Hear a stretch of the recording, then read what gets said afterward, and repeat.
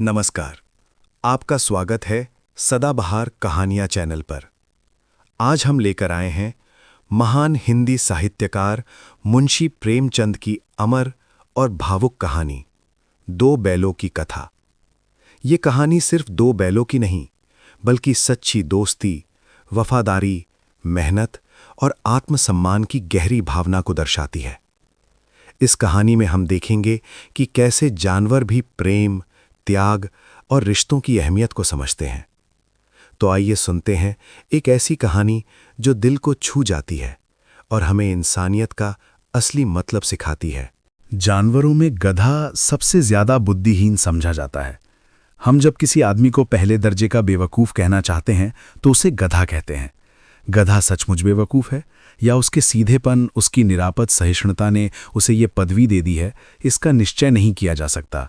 गायें सींग मारती हैं, ब्याई हुई गाय तो अनायास ही सिंघनी का रूप धारण कर लेती है। कुत्ता भी बहुत गरीब जानवर है, लेकिन कभी कभी उसे भी क्रोध आ ही जाता है। किंतु गधे को कभी क्रोध करते नहीं सुना, न देखा। जितना चाहो गरीब को मारो, चाहे जैसी खराब सड़ी हुई घास सामने डाल दो, उसके चेहरे पर कभी असंतोष की छाया भी नहीं दिखाई देगी। बैसाख में चाहे एक आध बार कुलेल कर लेता हो, पर हमने तो उसे कभी खुश होते नहीं देखा। उसके चेहरे पर एक विषाद स्थायी रूप से छाया रहता है। सुख दुख, हानि लाभ, किसी भी दशा में उसे बदलते नहीं देखा। ऋषियों मुनियों के जितने गुण हैं, वे सभी उसमें पराकाष्ठा को पहुंच गए हैं, पर आदमी उसे बेवकूफ़ कहता है। सद्गुणों का इतना अनादर कहीं नहीं देखा। कदाचित सीधापन संसार के लिए उपयुक्त नहीं है। देखिए ना, भारतवासियों की अफ्रीका में क्या दुर्दशा हो रही है। क्यों अमेरिका में उन्हें घुसने नहीं दिया जाता? बेचारे शराब नहीं पीते, 4 पैसे कुछ समय के लिए बचा कर रखते हैं, जी तोड़कर काम करते हैं, किसी से लड़ाई झगड़ा नहीं करते, 4 बातें सुनकर गम खा जाते हैं, फिर भी बदनाम है। कहा जाता है वे जीवन के आदर्श को नीचा करते हैं। अगर वे ईंट का जवाब पत्थर से देना सीख जाते तो शायद सभ्य कहलाने लगते। जापान की मिसाल सामने है। एक ही विजय ने उसे संसार की सभ्य जातियों में गण्य बना दिया। लेकिन गधे का एक छोटा भाई और भी है जो उससे कम ही गधा है, और वो है बैल। जिस अर्थ में हम गधे का प्रयोग करते हैं, कुछ उसी से मिलते जुलते अर्थ में बछिया के ताऊ का भी प्रयोग करते हैं। कुछ लोग बैल को शायद बेवकूफ़ी में सर्वश्रेष्ठ कहेंगे, मगर हमारा विचार ऐसा नहीं है। बैल कभी कभी मारता भी है, कभी कभी अड़ियल बैल भी देखने में आता है, और भी कई रीतियों से अपना असंतोष प्रकट कर देता है। अतएव उसका स्थान गधे से नीचा है। झूरी काछी के दोनों बैलों के नाम थे हीरा और मोती। दोनों पछाई जाति के थे, देखने में सुंदर, काम में चौकस, डील में ऊंचे। बहुत दिनों साथ रहते रहते दोनों में भाईचारा हो गया था। दोनों आमने सामने या आसपास बैठे हुए एक दूसरे से मूक भाषा में विचार विनिमय किया करते थे। एक दूसरे के मन की बात को कैसे समझा जाता है, हम कह नहीं सकते।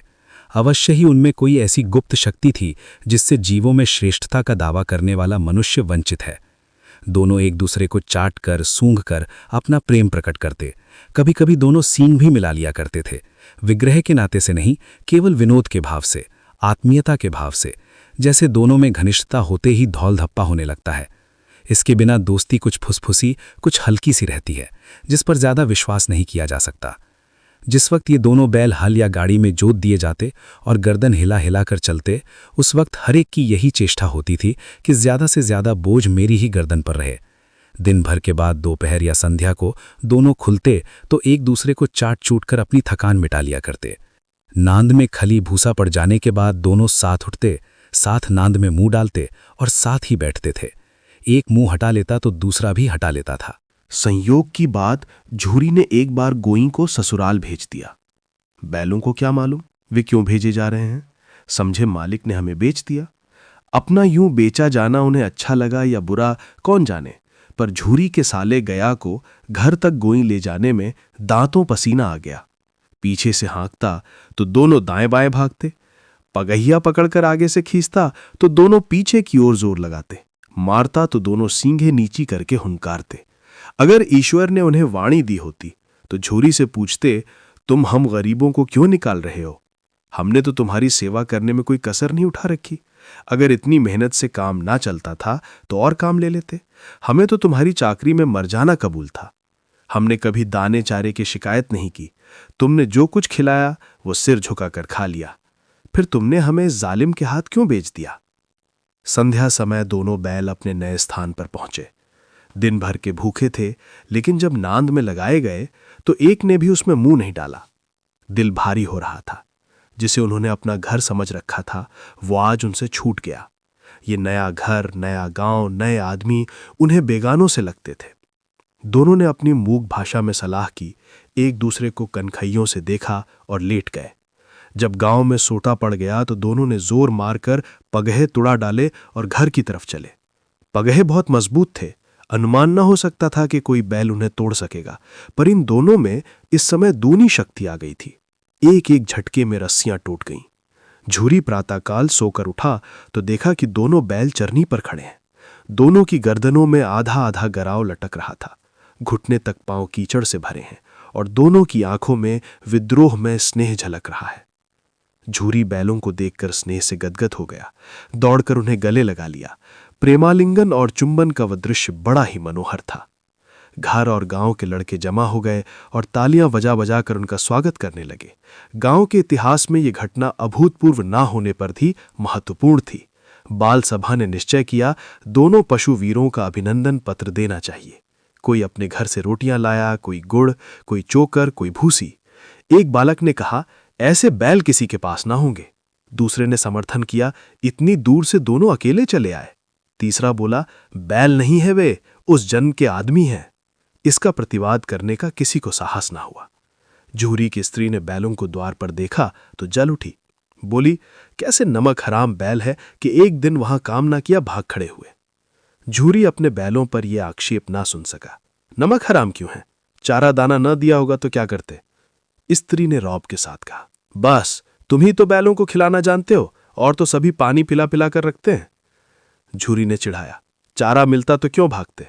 स्त्री चिढ़ी, भागे इसलिए कि वे लोग तुम जैसे बुद्धुओं की तरह बैलों को सहलाते नहीं, खिलाते हैं तो रगड़कर जोतते भी हैं। ये दोनों ठहरे कामचोर भाग निकले।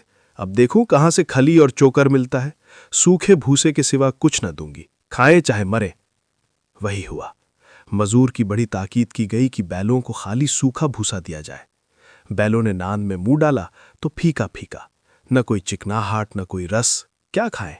आशा भरी आंखों से द्वार की ओर ताकने लगे। झूरी ने मजूर से कहा, थोड़ी सी खली क्यों नहीं डाल देता बे? मालकिन मुझे मार ही डालेंगी। चुरा कर डाला।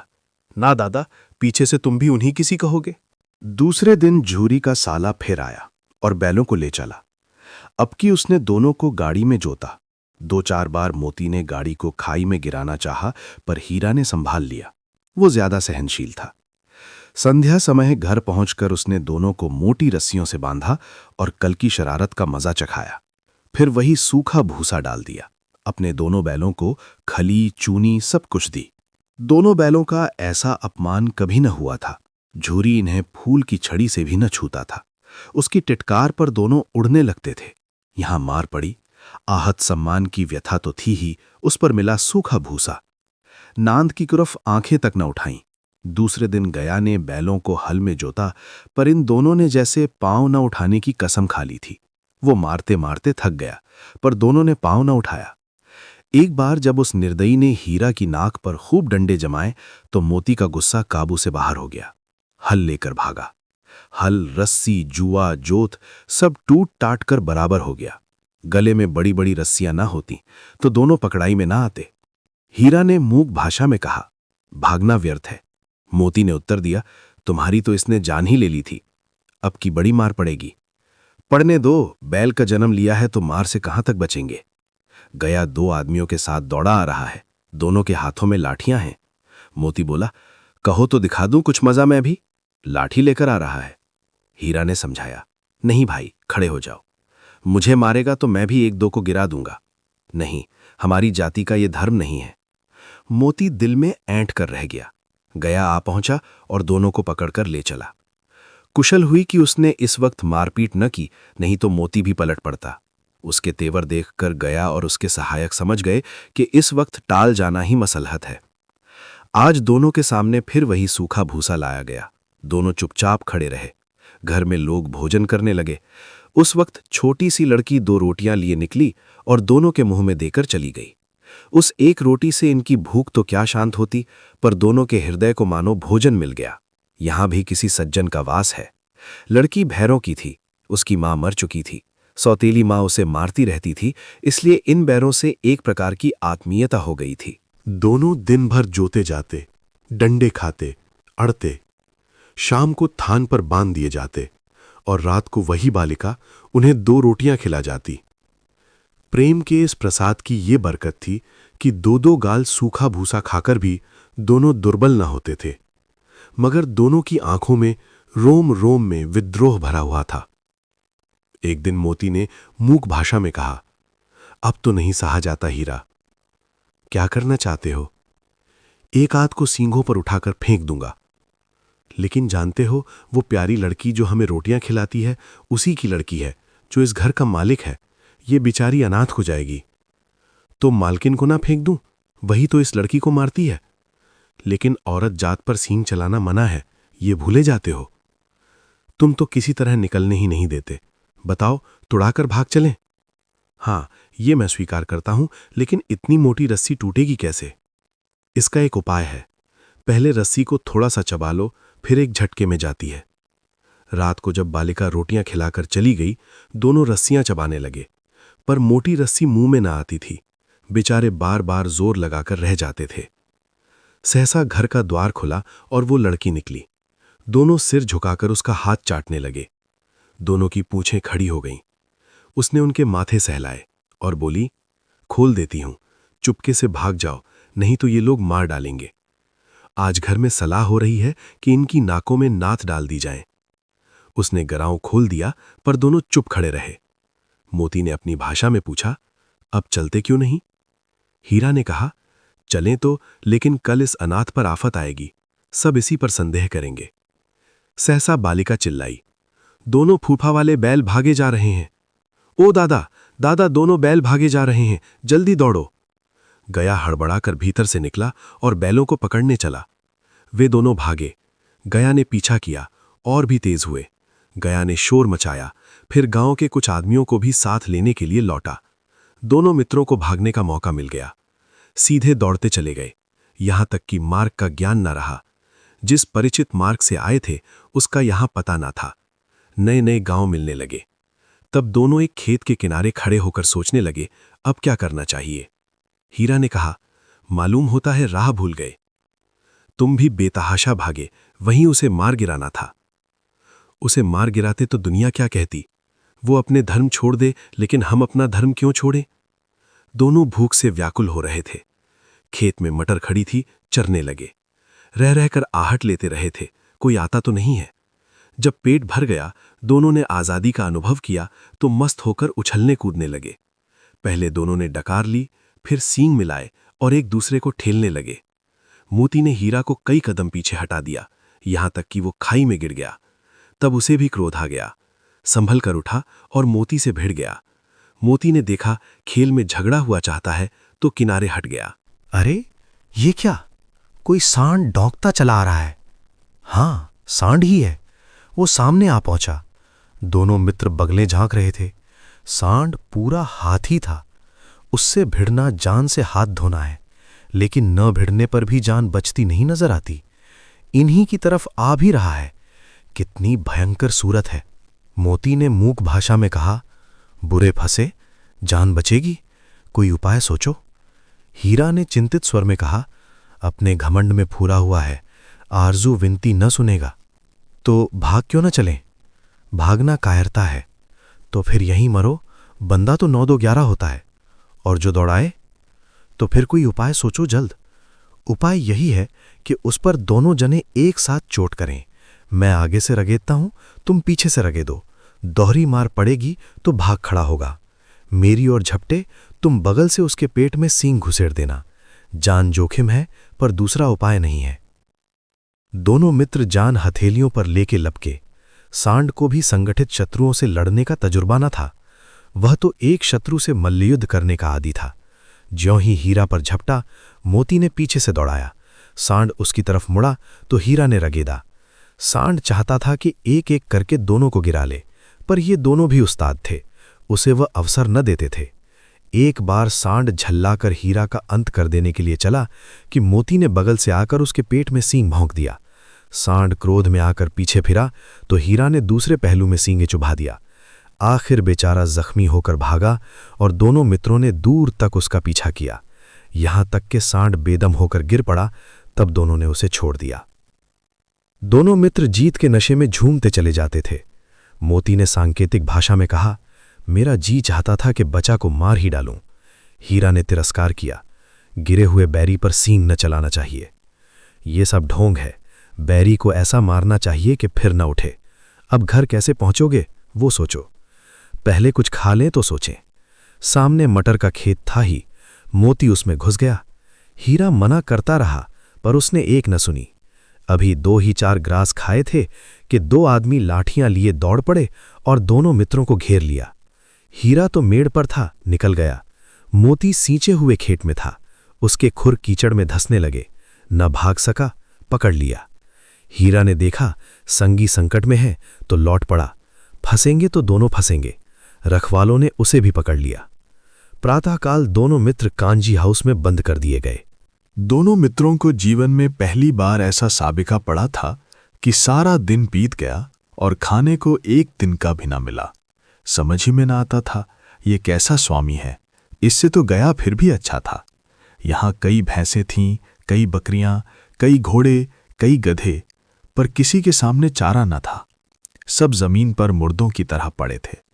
कई तो इतने कमजोर हो गए थे कि खड़े भी न हो सकते थे।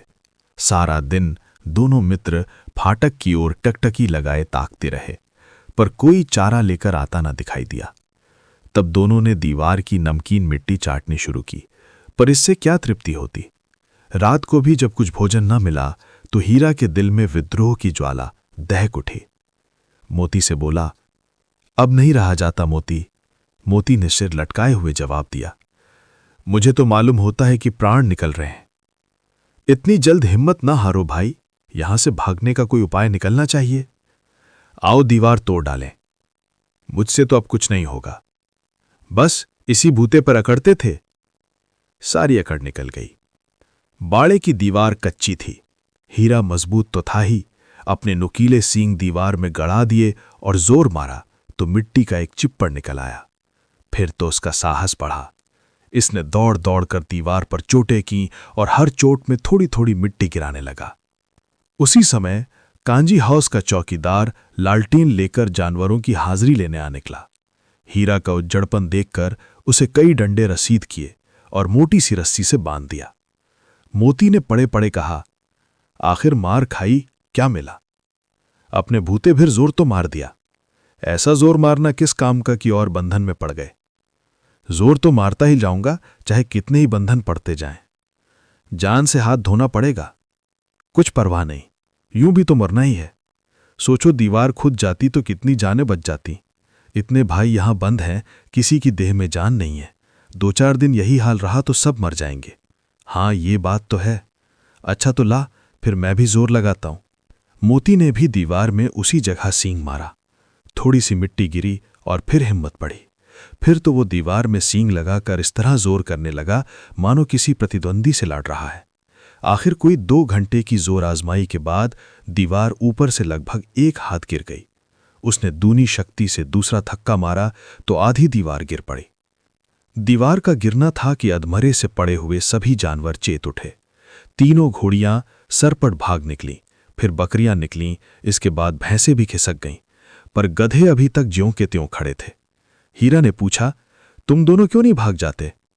एक गधे ने कहा, जो कहीं फिर पकड़ लिए जाएं तो क्या हर्ज है, अभी तो भागने का अवसर है। हमें तो डर लगता है, हम यहीं पड़े रहेंगे। आधी रात से ऊपर जा चुकी थी। दोनों गधे अभी तक खड़े सोच रहे थे कि भागें या ना भागें, और मोती अपने मित्र की रस्सी तोड़ने में लगा हुआ था। जब वो हार गया तो हीरा ने कहा, तुम जाओ, मुझे यहीं पड़ा रहने दो, शायद कहीं भेंट हो जाए। मोती ने आंखों में आंसू लाकर कहा, तुम मुझे इतना स्वार्थी समझते हो हीरा? हम और तुम इतने दिनों से एक साथ रहे हैं, आज तुम विपत्ति में पड़ गए तो मैं तुम्हें छोड़कर अलग हो जाऊं? हीरा ने कहा, बहुत मार पड़ेगी, लोग समझ जाएंगे ये तुम्हारी शरारत है। मोती ने गर्व से बोला, जिस अपराध के लिए तुम्हारे गले में बंधन पड़ा, उसके लिए अगर मुझे मार पड़े तो क्या चिंता। इतना तो हो ही गया कि 9-10 प्राणियों की जान बच गई। वे सब तो आशीर्वाद देंगे। ये कहते हुए मोती ने दोनों गधों को सींगों से मार मार कर बाड़े के बाहर निकाला और तब अपने बंधु के पास आकर सो रहा। भोर होते ही मुंशी और चौकीदार तथा अन्य कर्मचारियों में कैसी खलबली मची, इसके लिखने की जरूरत नहीं। बस इतना ही काफी है कि मोती की खूब मरम्मत हुई और उसे भी मोटी रस्सी से बांध दिया गया। 1 सप्ताह तक दोनों मित्र वहां बंधे पड़े रहे। किसी ने चारे का एक तृण भी न डाला। हाँ, एक बार पानी दिखा दिया जाता था, यही उनका आधार था। दोनों इतने दुर्बल हो गए थे कि उठा तक नहीं जाता था। ठठरियां निकल आई थीं। एक दिन बाड़े के सामने डुग्गी बजने लगी और दोपहर होते होते वहां 50-60 आदमी जमा हो गए। तब दोनों मित्र निकाले गए और उनकी देखभाल होने लगी। लोग आ आकर उनकी सूरत देखते और मन फीका करके चले जाते। ऐसे मृतक बैलों का कौन खरीदार होता। सहसा एक दढ़ियल आदमी, जिसकी आंखें लाल थीं और मुद्रा अत्यंत कठोर, आया और दोनों मित्रों के कूल्हों में उंगली गोदकर मुंशी जी से बातें करने लगा। उसका चेहरा देखकर अंतर्ज्ञान से दोनों मित्रों के दिल कांप उठे। वो कौन है और उन्हें क्यों टटोल रहा है, इस विषय में उन्हें कोई संदेह न हुआ। दोनों ने एक दूसरे को भीत नेत्रों से देखा और सिर झुका लिया। हीरा ने कहा, गया के घर से नाहक भागे, अब तो जान न बचेगी। मोती ने श्रद्धा के भाव से उत्तर दिया, कहते हैं भगवान सबके ऊपर दया करते हैं, उन्हें हमारे ऊपर दया क्यों नहीं आती। भगवान के लिए हमारा जीना मरना दोनों बराबर है। चलो अच्छा ही है, कुछ दिन उसके पास तो रहेंगे। एक बार भगवान ने उस लड़की के रूप में हमें बचाया था, क्या अब न बचाएंगे। यह आदमी छुली चलाएगा, देख लेना। तो क्या चिंता है, मांस खाल सींग हड्डी सब किसी के काम आ जाएंगे। नीलाम हो जाने के बाद दोनों मित्र उस दढ़ियल के साथ चले। दोनों की बोटी बोटी कांप रही थी। बेचारे पांव तक न उठा सकते थे, पर भय के मारे गिरते पड़ते भागे जाते थे, क्योंकि वो जरा भी चाल धीमी हो जाने पर डंडा जमा देता था। राह में गाय बैलों का एक रेवड़ हारे भरे हार में चरता नजर आया। सभी जानवर प्रसन्न थे, चिकने चपल, कोई उछलता था, कोई आनंद से बैठा पागुर करता था। कितना सुखी जीवन था इनका, पर कितने स्वार्थी हैं सब। किसी को चिंता नहीं कि उनके 2 भाई बधिक के हाथ पड़े कैसे दुखी हैं। सहसा दोनों को ऐसा मालूम हुआ कि परिचित राह है। हाँ, इसी रास्ते से गया उन्हें ले गया था। वही खेत, वही बाग, वही गांव मिलने लगे। प्रतिक्षण उनकी चाल तेज होने लगी। सारी थकान, सारी दुर्बलता गायब हो गई। ये लो, अपना ही हार आ गया। इसी कुएं पर हम पुर चराने आया करते थे, यही कुआं है। मोती ने कहा, हमारा घर नजीच आ गया है। हीरा बोला, भगवान की दया है, मैं तो अब घर भागता हूं। ये जाने देगा, इसे मैं मार गिराता हूं। नहीं नहीं, दौड़कर थान पर चलो, वहां से आगे हम न जाएंगे। दोनों उन्मत्त होकर बछड़ों की भांति कुलेली करते हुए घर की ओर दौड़े। वो हमारा थान है। दोनों दौड़कर अपने थान पर आए और खड़े हो गए। दढ़ियल भी पीछे पीछे दौड़ा चला आता था। झूरी द्वार पर बैठा धूप खा रहा था। बैलों को देखते ही दौड़ा और उन्हें बारी बारी से गले लगाने लगा। मित्रों की आंखों से आनंद के आंसू बहने लगे। एक झूरी का हाथ चाट रहा था। दढ़ियल ने जाकर बैलों की रस्सियां पकड़ ली। झूरी ने कहा, मेरे बैल हैं। तुम्हारे बैल कैसे हैं? मैं मवेशी खाने से नीलाम लिए आता हूं। मैं तो समझाऊं कि राय लिए आते हो, चुपके से चले जाओ। मेरे बैल हैं, मैं बेचूंगा तो बिकेंगे। किसी को मेरे बैल नीलाम करने का क्या अधिकार है? जाकर थाने में रपट कर दूंगा। मेरे बैल हैं, इसका सबूत यह है कि मेरे द्वार पर खड़े हैं। दढ़ियल झल्लाकर बैलों को जबरदस्ती पकड़ ले जाने के लिए बढ़ा। उसी वक्त मोती ने सींग चलाया। दढ़ियल पीछे हटा, मोती ने पीछा किया। दढ़ियल भागा, मोती पीछे दौड़ा। गांव के बाहर निकल जाने पर वो रुका, पर खड़ा दढ़ियल का रास्ता देख रहा था। दढ़ियल दूर खड़ा धमकियां दे रहा था, गालियां निकाल रहा था, पत्थर फेंक रहा था, और मोती विजयी शूर की भांति उसका रास्ता रोके खड़ा था।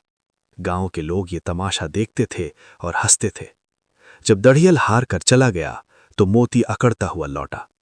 हीरा ने कहा, मैं तो डर गया था कि कहीं तुम गुस्से में आकर मार न बैठो। अगर वो मुझे पकड़ता तो मैं बेमारे न छोड़ता। अब ना आएगा, आएगा तो दूर से ही खबर लूंगा, देखूं कैसे ले जाता है। जो गोली मरवा दे, मर जाऊंगा पर उसके काव ना आऊंगा। हमारी जान को कोई जान ही नहीं समझता, इसलिए कि हम इतने सीधे हैं।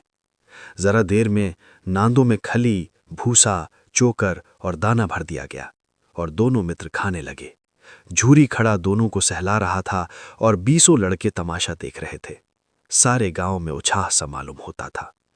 उसी समय मालकिन ने आकर दोनों के माथे चूम लिए। और इस प्रकार 2 बैलों की कथा हमें ये सिखाती है कि सच्चाई, मेहनत और वफादारी का कोई विकल्प नहीं होता। छोटे प्राणी भी अपनी निष्ठा और लगन से बड़े सबक सिखा सकते हैं। अगर आपको ये कहानी पसंद आई हो तो लाइक और सब्सक्राइब जरूर करें और कमेंट में बताएं कि आपको कौन सी कहानी अगली बार सुननी है। धन्यवाद और जुड़े रहिए सदाबहार कहानियों के साथ।